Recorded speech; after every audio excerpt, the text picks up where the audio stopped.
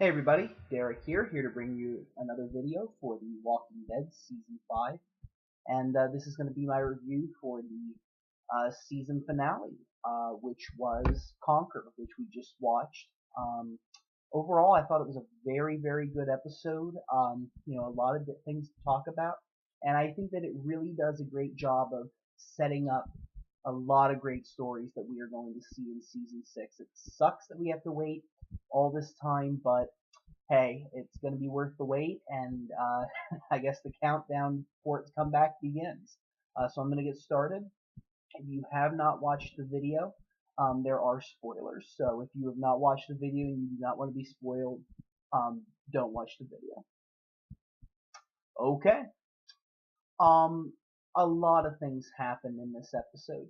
As we know, the episode was titled Conquer, and I feel like that was a very appropriate title for the episode because really what it was about was different individuals seeming to conquer things that they were going through, conquering certain feelings, conquering certain, actions that they were taking, or conquering an enemy, which we had a lot of that going on throughout the episode. Just absolutely a lot of it. First, what we had was the very first scene is Morgan. Morgan was back, and it was not one of those after the scene things. No, this was during the episode, and he's sitting there with a by a campfire, and one of the wolves comes out. One of the people who's been hacking up these people viciously and carving the W's in people's foreheads, the walkers.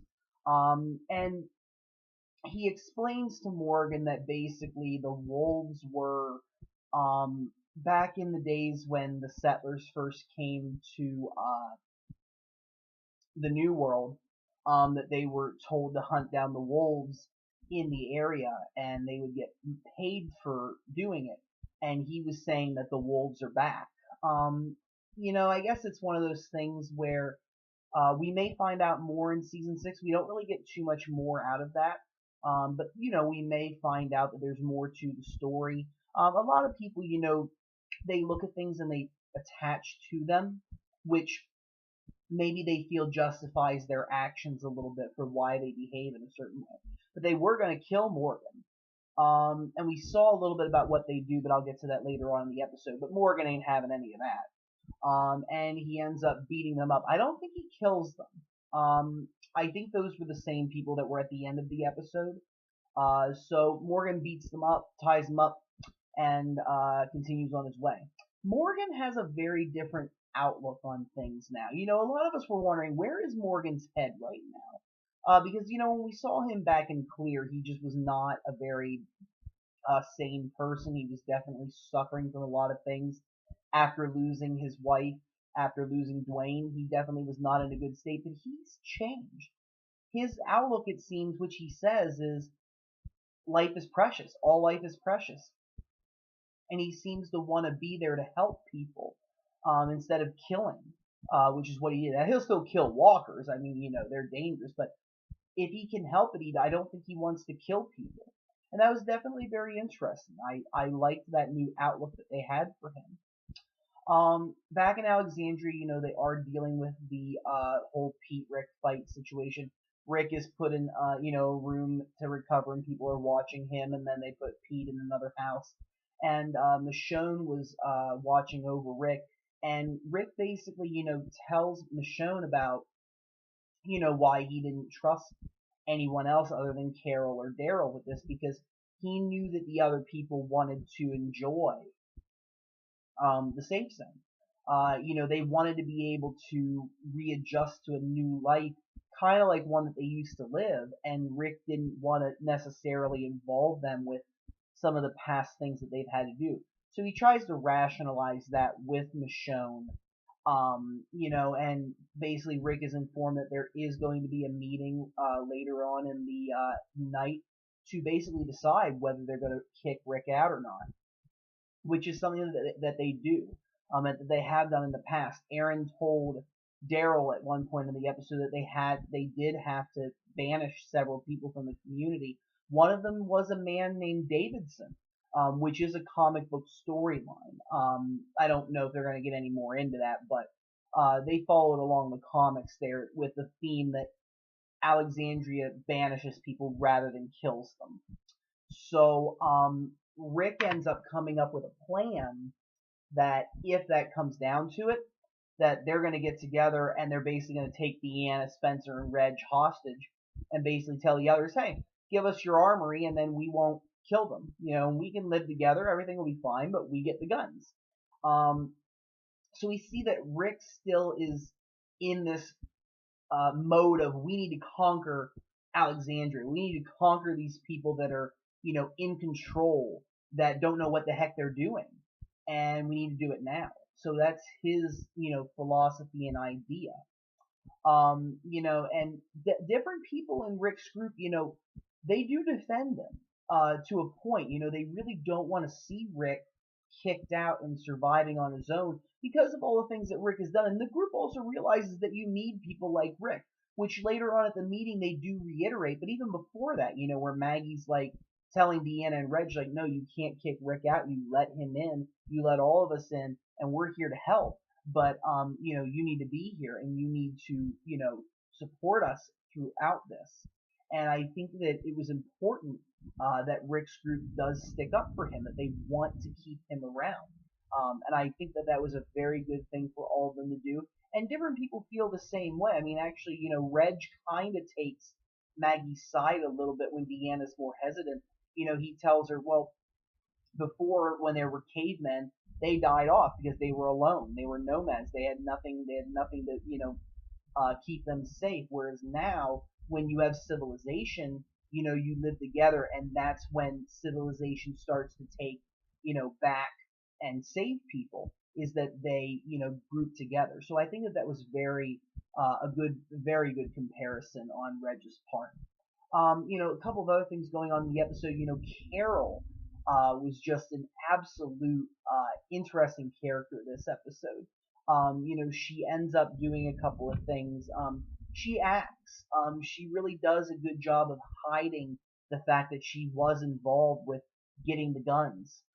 Because, you know, she wants to basically play it out that nothing happened, she's shocked that Rick would do this to help Rick, to basically cover for him. And I mean, I feel like Carol in many ways is just now becoming someone very manipulative. You know, somebody who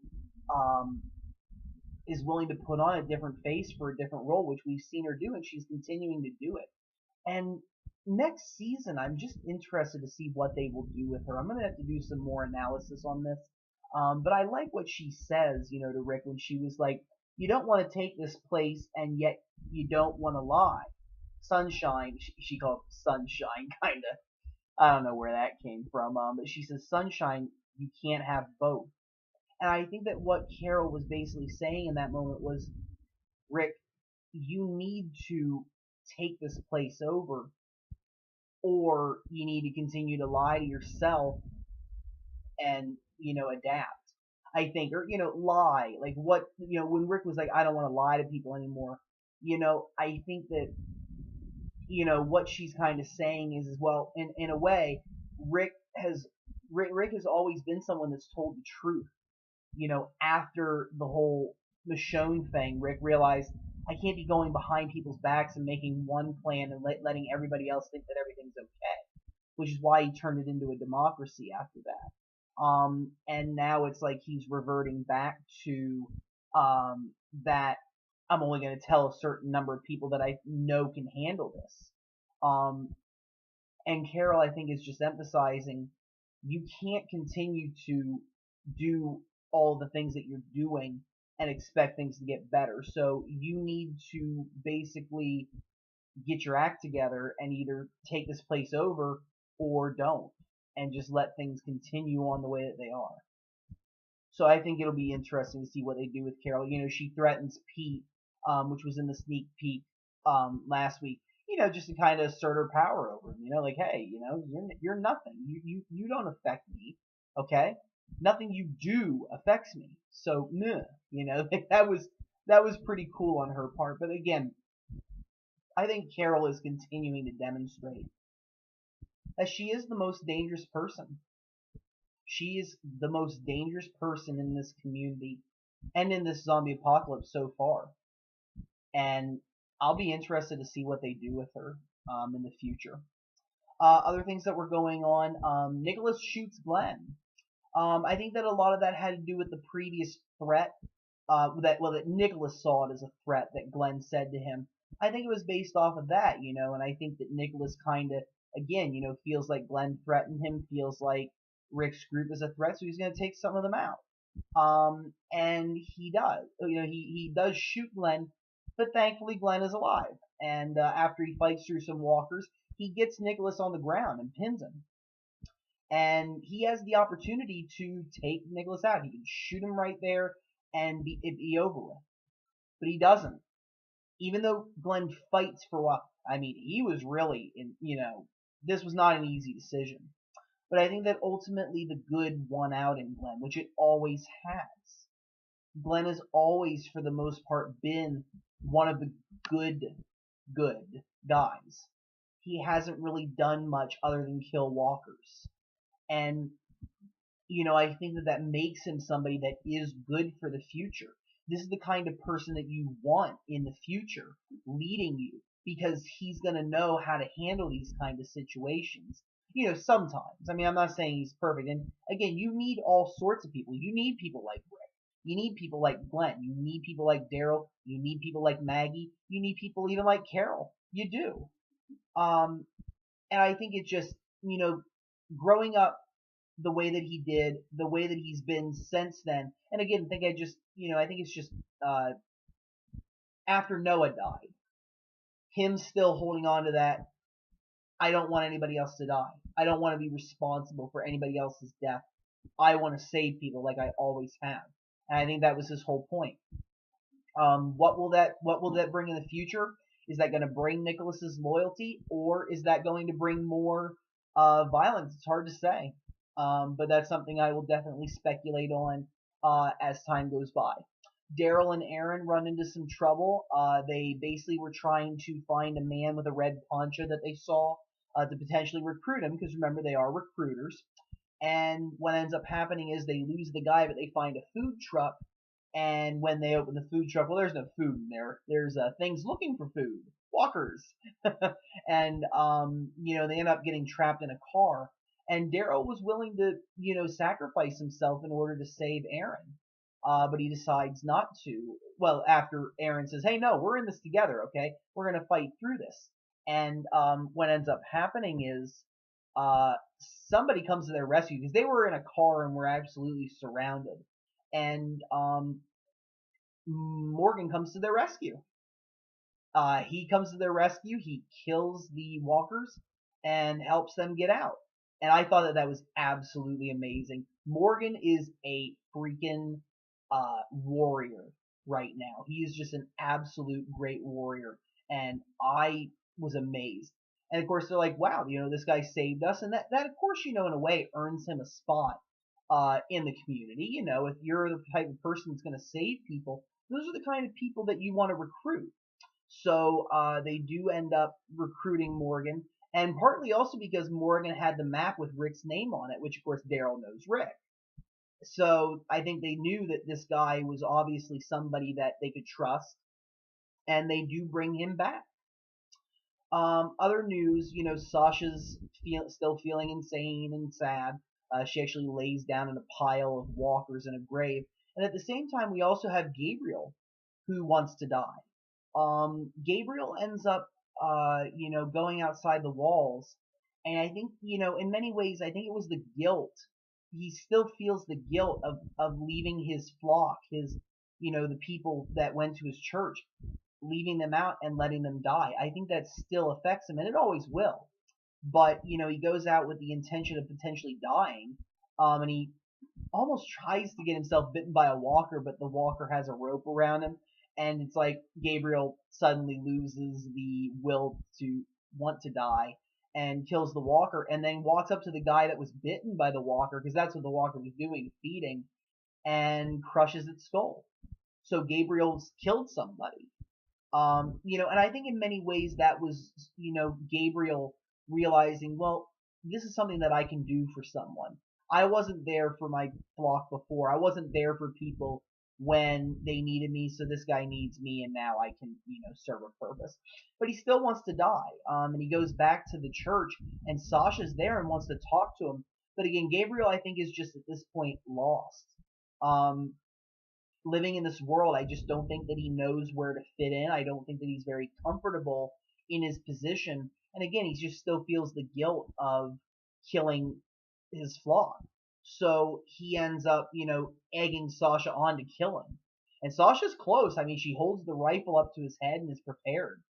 But ultimately she doesn't. Partly because Maggie comes into the room, and, hears Gabriel out. And Gabriel just says, yeah, I killed my flock. And they were there to comfort each other. So that kind of brought that story at this point to a little bit of a close. But, I will be interested to see if something else happens in the near future. If Gabriel is going to change or what's going to happen. I think there's still more to that story. They didn't really resolve it as much yet, because other things were going on. Basically at the end, because Gabriel left the gate open when he came back into the community after going out, and he left the gate open, and walkers got in. Rick, instead of going right to the meeting, goes around to find the walkers, and he does kill all of them. Comes to the meeting and throws the one of the walkers in there and goes, "Hey, guess what? Walkers broke in, and guess what? You need me. You need people like me and my people who are going to protect you because you guys aren't ready." And he basically goes into another speech, which is more appropriate. Basically saying, I was starting to think about, how many people that I have to kill to protect more of you, because you're all not ready. You're not able to protect yourselves. But I realize that you're all going to learn.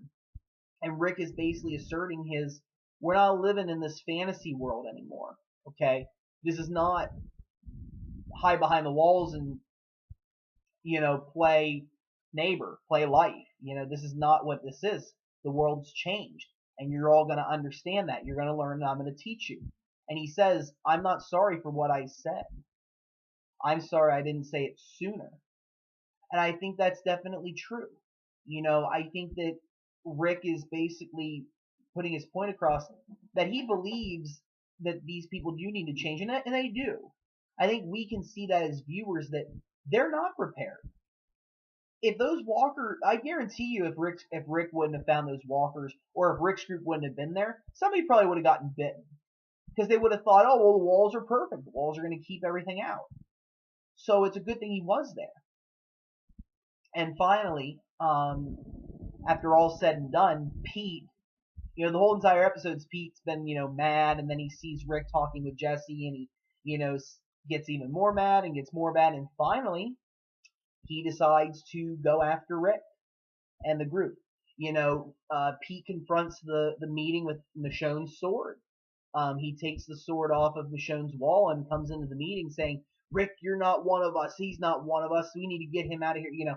He's intent on, putting his point across. Reg Monroe interferes, just like in the comics. This is a complete comic book moment. Reg Monroe goes in to interfere, and Pete ends up slitting his throat with the katana, and Reg dies. And as a result, Pete is tackled to the ground. Deanna sees that her husband's dead, turns to Rick and said, Rick, shoot him. And in the blink of an eye, Rick, with no hesitation, just takes him out. So goodbye, Pete. Good riddance, thank God. But as this happens, Morgan, Daryl, and Aaron come back and they see this, and I'm assuming that they all saw Rick shoot him, and Rick and Morgan just exchange stares and then cut. End of the episode. Wow. I mean, that's the ultimate cliffhanger. Because what's Morgan thinking when all this happened? We don't know. And that's something that we're going to have to, analyze, and that's something I will analyze as time goes on. What exactly might happen. Then there was two scenes after the credits that kind of gave a little more insight. Michonne decides not to put the sword on the wall anymore, and she puts it back in her sheath. And then the wolves, I don't know if there's more than two. We've only seen two, I think, but there may be more. But the wolves basically, get the walkers back into the trucks with music, and then they notice that Aaron and Daryl left behind the photos of the community. So now they know where the community's at. So it's looking like we may see a reunion of the Wolves and, well, I guess we wouldn't call it a reunion, but we're going to see maybe a confrontation between the Wolves and Rick Scroot later on. So definitely a lot happened. I thought it was a good episode. It was a very good close to season 5. A lot happened. Really did put you on the edge of your seat, and I liked it. No major character deaths, just Reg and Pete. But that doesn't necessarily mean it's a bad episode. Heck, I'm glad. I'm glad that we didn't lose any of the characters. We've lost a lot this season, and I think it was nice to take a break from that. So I think it was absolutely phenomenal. Season 5 was great, and I can't wait for season 6. So again, guys, I want to thank you all for watching the entire season. I really do appreciate it. Thank you, thank you, thank you, thank you. I will continue to make videos. I will be doing analysis videos on the characters, the overall season, things like that. So stay tuned. I will be making videos to help us count down. Feel free to subscribe again, because I do have more videos coming. And if you guys have any suggestions, anything that you want to see, do not be afraid to put a suggestion in the comments or message me. I appreciate it. Guys, thank you again. Thank you for everything. Have a good night, and thank you.